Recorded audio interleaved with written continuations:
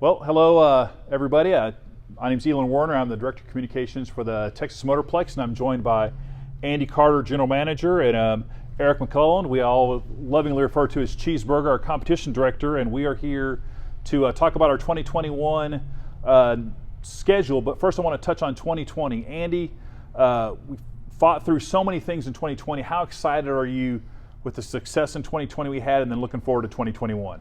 I'm really excited, Elon. You know, the things that we fought through in 2020, we worked with the governor's office and our local officials here to get it done. But what we were able to do in 2020, if we can do half of that, coming into 2021, this is going to be a great year for us. We've got an incredible schedule coming up, a lot of great events, all big major events. So we're excited, we're pumped, and ready to go. This 2020 season, we're the first sporting event to have fans. We built up. How satisfying was it once we got to the end of the year to be able to have fans in a safe environment leading up to the Fall Nationals? We were really excited. Dealing with NHRA and hearing some of the horror stories that they went through at different tracks, different states, different areas.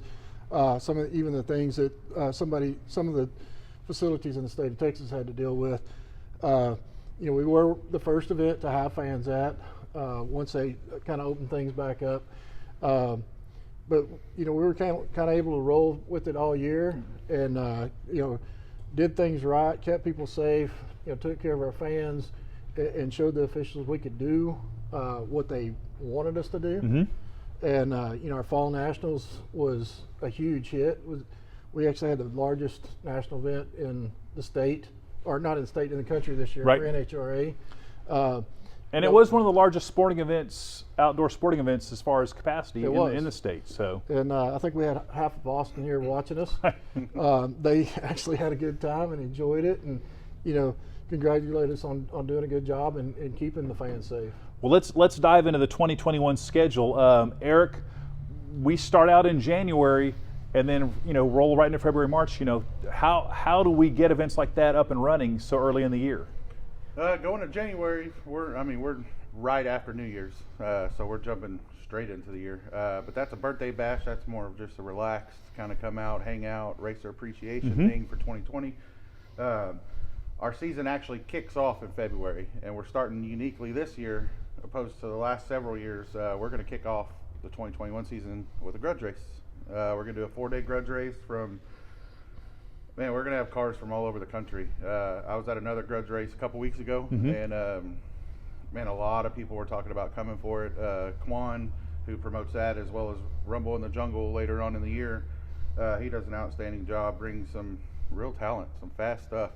So that's going to be our first event of the year. Then we'll have a couple testing tunes, as well as the Cadillac CTSV event. And then our first actual eliminations event will be the T&E Promotion Streetcar Showdown, presented by Paramount, which will be the first weekend in March. And that'll be class racing. That's when March is kind of when we start getting into the nitty gritty of the year. Sure.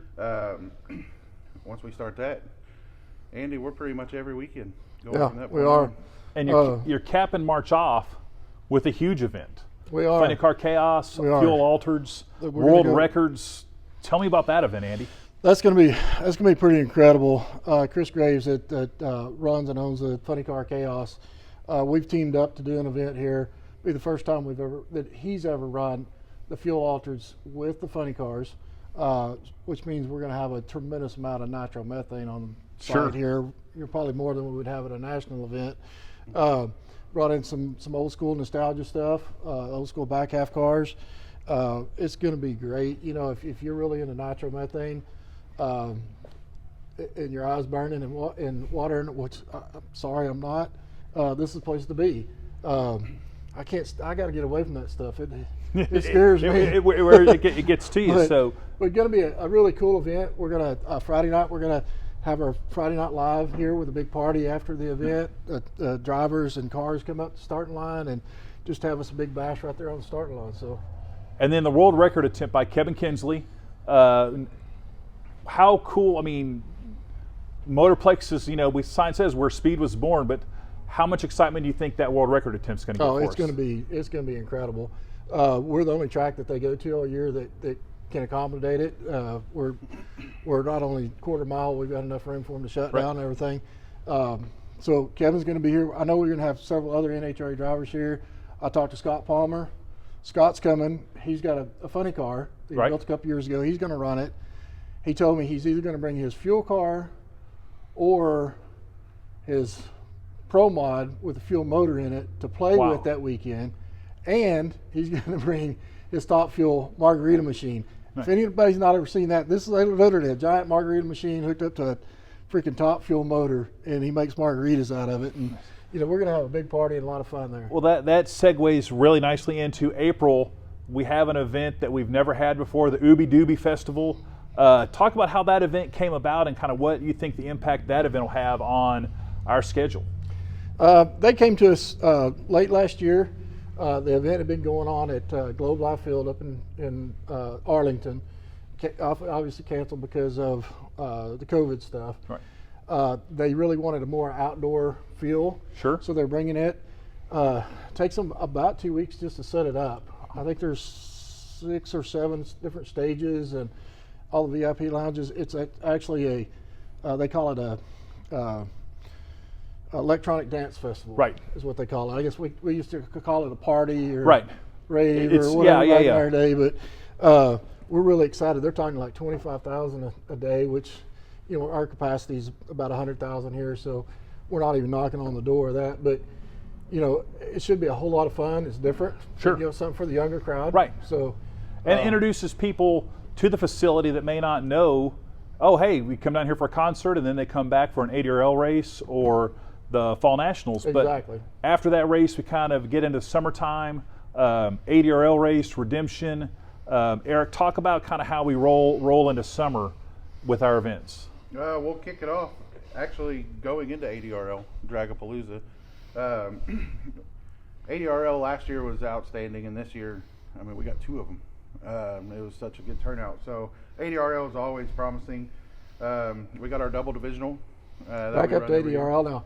Those guys bring that event in here. It's free to get in. Gotcha. Pay $20 to park.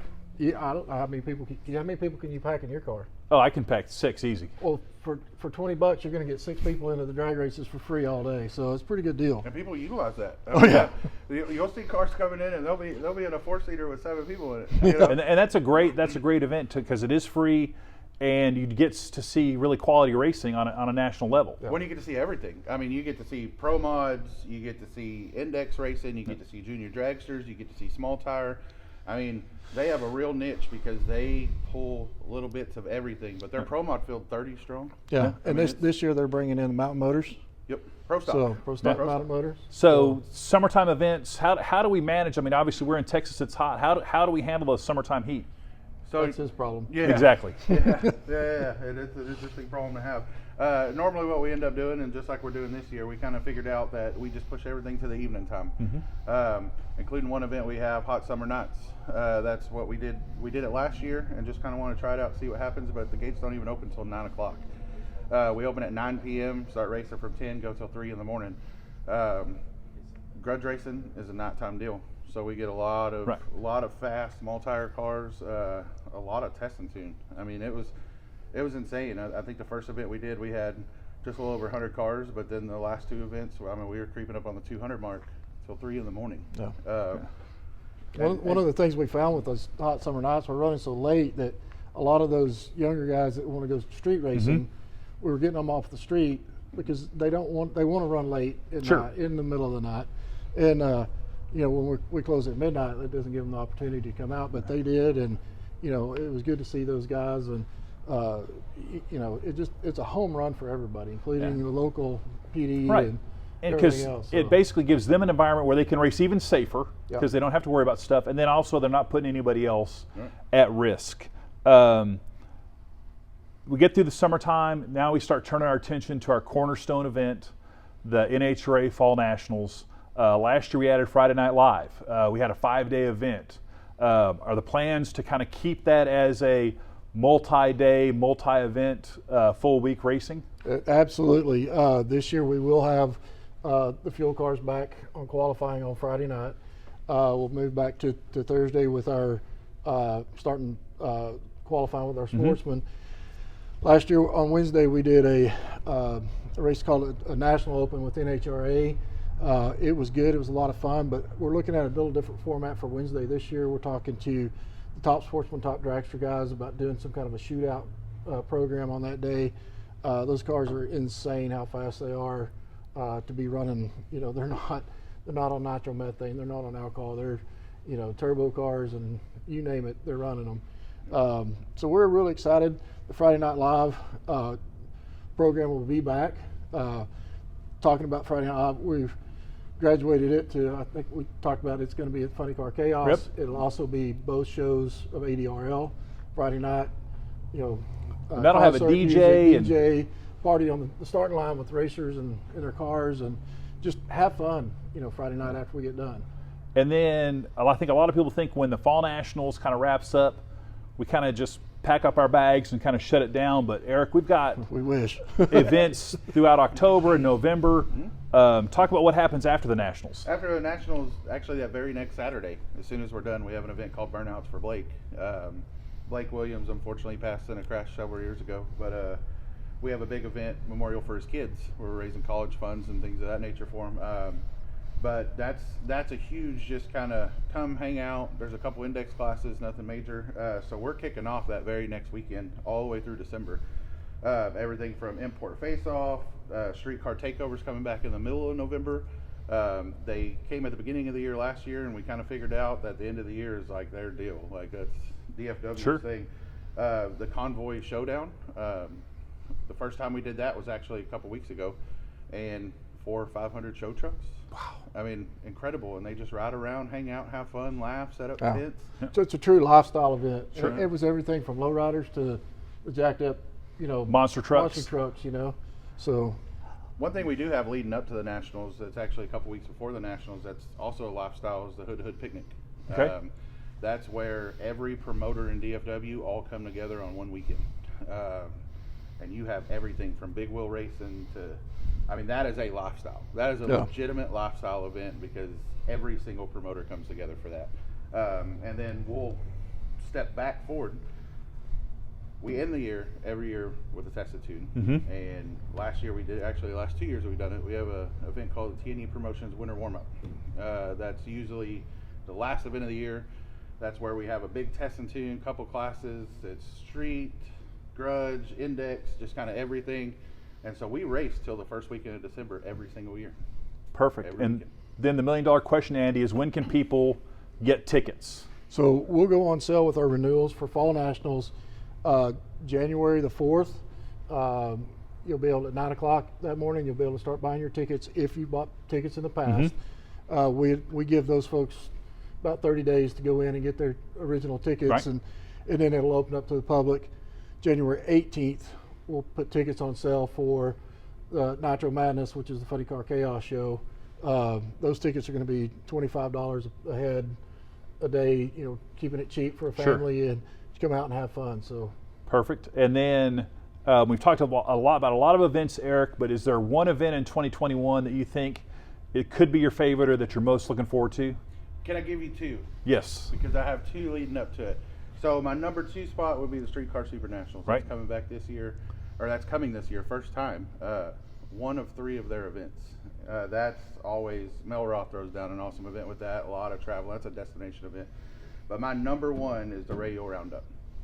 I love radio cars, and that is everything that you would see with the exception of Radio Versa World. We got Pro 275, X275, small tire.